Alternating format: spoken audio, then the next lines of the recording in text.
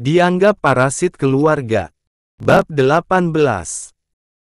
Dari semua anaknya, Ibu Rusmini sangat keras kepada Sofia hanya karena saat hamil Sofia, Bapak Sofia serong atau itu selingkuh. Bapak Sofia sampai menikah lagi ketika Ibu Rusmini hamil Sofia. Dan meski setelah itu keduanya kembali rujuk hingga hadirlah Widi, luka di masa lalu itu tetap Ibu Rusmini lampiaskan kepada Sofia hingga detik ini. "Mamak enggak mau gendong Daim?" tanya Sofia. Setega apapun keluarganya bahkan sang mamak kepadanya, ia masih menyikapinya dengan sabar sekaligus santun. Sebenarnya, ia dan David nyaris sama. Mereka sama-sama bukan anak pertama tapi menjadi tulang punggung keluarga. Hanya saja, semenjak menikah, Sofia sengaja tak memberikan semua penghasilannya seperti saat ia belum menikah. Sofia hanya memberikan sedikit dan meminta adik maupun kakaknya untuk lebih mandiri terlebih mereka sudah sama-sama berumah tangga. Dan mungkin karena itu juga, karena Sofia tak memberi sebanyak sebelum menikah, Widi dan kakak Sofia termasuk Ibu Rusmini menjadi kesal kepada Sofia. "Mau gendong gimana, sih? Anaknya saja lagi tidur. Lagian kamu kan tahu, Widi punya 3 anak dan tiap hari mamak juga sudah capek urus mereka. Kamu kan tahu, Widi guru dan tiap hari ngajar. Paling kalau minggu atau hari libur, dia baru di rumah kayak sekarang. Itu pun pasti dia capek karena guru kan sibuk," balas Ibu Rusmini mengomel. Sofia mengangguk-angguk paham. Ia kembali menelan pil pahit sebab musibah yang ia alami sama sekali tidak membuat keluarga bahkan ibunya sendiri peduli. Sofia bahkan memilih pamit karena sadar, di sana lebih lama lagi akan membuatnya makin nelangsa. "Ini ada sedikit uang buat mamak. Jangan dikasih Widi, buat jaga-jaga kalau mamak sakit." "Oh iya, kesuwun, Sof." Ibu Rusmini hanya akan berterima kasih ketika diberi uang oleh Sofia. Tanpa menanyakan keadaan atau setidaknya perasaan Sofia, bahkan tempat tinggal Sofia. Perhatian semacam itu dan merupakan hal paling wajar, sama sekali tidak Sofia dapatkan. Bahkan sekelas Widi yang sampai Sofia kuliahkan hingga menjadi guru juga apek, memilih bersembunyi di dalam rumah setelah sebelumnya sampai menutup rapat pintu agar Sofia tidak masuk. Malahan, perhatian hangat Sofia dapatkan dari tetangga di sana. Mereka tak hanya menanyakan kabar Sofia maupun Daim. Karena mereka sampai mengajak Sofia mampir, menyuguhi Sofia makan walau dengan lauk sederhana. Setelah hampir setengah hari pulang ke desanya, Sofia yang kembali ke kediaman Ibu Nur menggunakan jasa ojek, dihadapkan pada keberadaan Anggun dan Ibu Sumini. Mereka tak hanya datang berdua karena anak-anak Anggun juga datang dalam formasi lengkap. Di teras rumah Ibu Nur yang juga sudah dijaga Ibu Nur, Anggun dan sang mamah menatap marah Sofia. Keduanya seolah ingin menghabisi Sofia hidup-hidup, detik itu juga. "Sudah aku duga, kamu langsung bahagia di atas penderitaan kami, Sof," tegas Anggun. "Jalan-jalan santai mirip turis, setelah kamu menghancurkan keluarga kami. Kelakuanmu beneran jahanam." Di sebelah Anggun, Ibu Sumini yang mengemban cantik, hanya diam. Namun berbeda dari biasanya, kini kedua mata wanita itu tampak sembam, terlepas dari raut wajahnya yang juga diselimuti duka mendalam. Sofia diam-diam mengamatinya tanpa menggubris ucapan Anggun yang sudah dipastikan hanya akan membuat mental Sofia makin tidak baik-baik saja. Menatap Sofia dengan amarah yang sudah membuatnya ingin menghabisinya detik itu juga, Anggun berkata, sekarang kalau sudah begini, siapa yang mau tanggung jawab? Siapa yang mau mengurus keluargaku sementara David yang biasa melakukannya malah kamu penjarakan?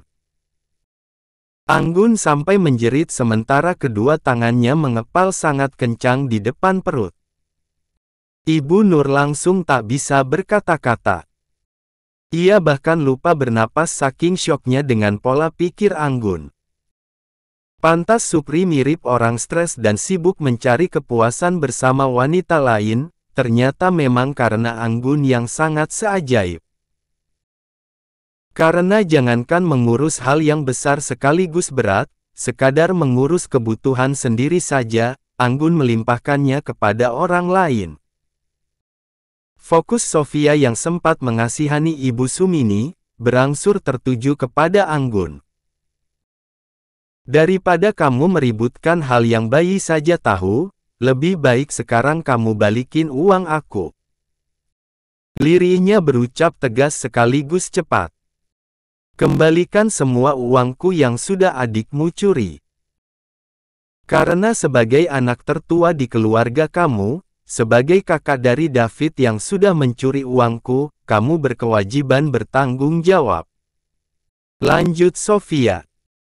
Tak disangka, Anggun maju dan mendorong tubuh Sofia sekuat tenaga menggunakan kedua tangannya yang besar.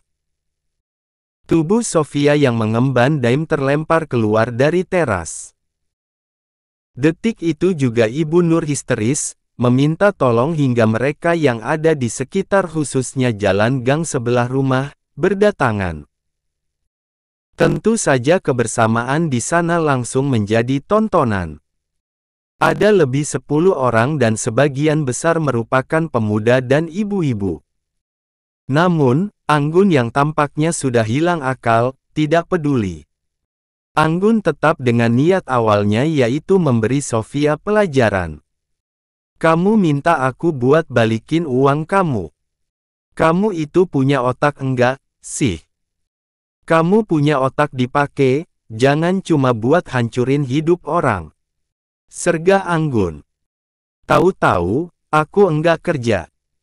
Tahu-tahu, selama ini aku ngandelin David. Bahkan kamu yang menjebloskan David ke penjara. Dengan enggak ngotaknya kamu minta aku balikin uang kamu. Anggun meledak-ledak sambil maju dan bermaksud kembali menyerang Sofia. Kamu pikir aku uang dari mana? Sekarang suamiku di rumah sakit. Suamiku terluka parah dan kaki kanan pun sampai diamputasi. Justru aku yang seharusnya minta pertanggungjawaban kamu. Kamu harus bertanggung jawab menggantikan David karena gara-gara kamu, David di penjara, Sof. Lanjut Anggun. Selama ini Mbak selalu dapat banyak uang dari Mas David. Dan selama ini juga, Mbak enggak pernah modal. Urusan makan, bayar kontrakan, bayar listrik, bayar tagihan air, termasuk urus keperluan anak dan suami kamu, semuanya aku. Harusnya kalau Mbak memang mikir, harusnya Mbak punya banyak tabungan. Bukan malah apa-apa serba ngamuk. Adik enggak kasih uang, diamuk. Daripada kamu ngamuk adik kamu, tentu kamu lebih wajib mengamuk suami kamu. Kamu itu mikirnya ajaib banget, Mbak. Mau heran tapi ya kamunya emang dasar kebangetan. Tegas Sofia yang mulai emosi. Andai ada taflon atau wajan jadi yang biasanya digunakan warga setempat untuk membuat jenang atau itu dodol di hajatan warga, Sofia sudah ingin menggunakannya untuk menghantam kepala Anggun agar otak wanita itu tak terus-menerus bebal. Ibu Nur kembali berteriak, kali ini ia sampai mengomel lantaran mereka yang datang malah hanya menonton. Namun kemudian, bersama mereka, ia menghalang-halangi Anggun mendekati Sofia meski jujur saja, ia takut lantaran tubuh Anggun sangat besar. Sekali dihantam tangan Anggun yang nyaris sama dengan paha mereka saja, otomatis mereka langsung tumbang. Nggun, sudah, Nggun. Sudah, malu. Ibu Sumini berusaha menenangkan sang putri yang baginya sudah sangat keterlaluan, terlebih mereka sudah menjadi tontonan. Ibu, diam saja. Wanita pembawa sial seperti Sofia harus dihajar sampai tuntas biar otaknya bisa bekerja dengan benar. Bentak Anggun yang tetap berusaha menyingkirkan mereka yang berjejer berusaha melindungi Sofia. Suasana sudah sangat mencengkam karena Anggun seperti kesurupan. Anggun terkesan benar-benar akan menghabisi Sofia sampai tuntas seperti ucapannya. Wanita itu tak mau berhenti atau sekedar menunda beberapa saat. Kalau kamu nekat melukaiku, aku enggak segan melaporkan kamu ke polisi, yah, Mbak. Tegas Sofia. Hanya itu yang bisa ia ucapkan sebab andai pun ia menjawab setiap pertanyaan Anggun yang seharusnya sudah Anggun ketahui jawabannya, percuma. Benar-benar percuma karena pada kenyataannya, Anggun memang tidak mau bekerja apalagi yang sampai membuat wanita itu lelah. Sementara mengenai alasan Anggun mengamuk, Sofia berpikir lantaran Anggun terlalu bingung. Setelah pohon uang sekaligus ATM berjalannya tidak ada, tentu tidak ada yang diandalkan lagi. Kalaupun Anggun mengamuk, amukan yang dilakukan tak lagi menghasilkan uang seperti yang selama ini Anggun lakukan kepada David. Dunia seorang Anggun memang mendadak kiamat setelah David ditangkap.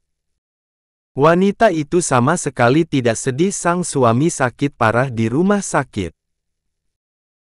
Yang membuat seorang Anggun mengamuk mengerikan layaknya sekarang, murni karena ditangkapnya David membuat wanita itu tidak memiliki pohon uang. Demi kedamaian bersama, demi kedamaian Ibu Nur sekeluarga termasuk tetangga di sekitar sana, Sofia memilih pergi. Sofia berlari secepat mungkin dan tentu saja membuat Anggun yang berjalan saja susah, kewalahan mengejar. Wanita bertubuh besar itu terus berteriak, memaki Sofia tanpa henti dan berakhir terjatuh karena terpeleset jalan gang yang basah sekaligus berlumut. Jatuhnya Anggun membuat Ibu Nur dan warga yang sempat membantu, menghela napas lega. Mereka sampai bersorak kemudian kompak bersyukur, Alhamdulillah. Gajah bengkaknya tumbang juga. Sementara Anggun yang kesulitan bangun sibuk merintih sambil mengomel.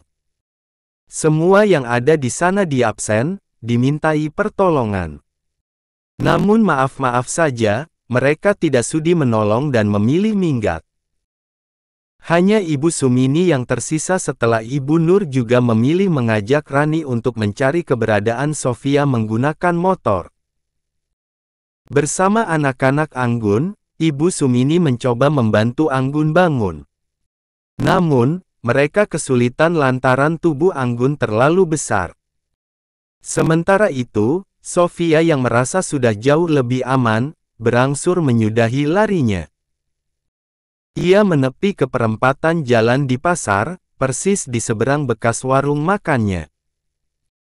Ia berhenti di sana sambil mengatur napas pelan, mencoba meredam keadaannya yang benar-benar kacau. Kemudian ia menatap wajah Daim yang tak lagi tidur, tapi untungnya bayi itu tak sampai menangis. Kalau keadaannya begini terus, aku beneran enggak bisa. Iya, aku enggak mungkin begini terus. Aku harus pindah, pergi ke tempat sejauh mungkin dan memulai lembaran baru di sana bersama Daim. Sofia tidak memiliki pilihan lain selain pergi karena wanita itu juga sudah tidak memiliki alasan untuk bertahan di sana. Suami dan rumah tangga, sudah tidak ada. Keluarga juga hanya status. Termasuk warung dan tempat tinggal yang sempat menjadi alasannya bertahan. Tak berselang lama, di tengah suasana sore menuju petang, Ibu Nur yang menyusul datang menemukannya. Sofia langsung mengutarakan keinginannya. Ia pamit pada Ibu Nur. Awalnya Ibu Nur berat dan tak mau melepas Sofia. Wanita parubaya itu sampai menangis sambil memeluk erat Sofia. Namun, Rani sang putri memberi usul agar Sofia mengontrak di sekitar sekolahnya dan letaknya tidak jauh dari rumah sakit. Ayo, Mbak, aku antar ke sana. Kebetulan tadi temanku juga bilang, mbaknya yang biasa jualan nasi di rumah sakit lagi hamil besar dan lagi cari pengganti buat jualan. Mbak mau enggak?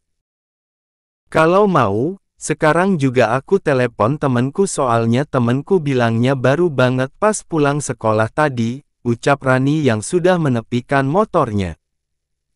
Sofia langsung mengangguk-angguk haru. Mau, Ran. Mbak mau banget. Coba langsung ditanyakan ke temannya.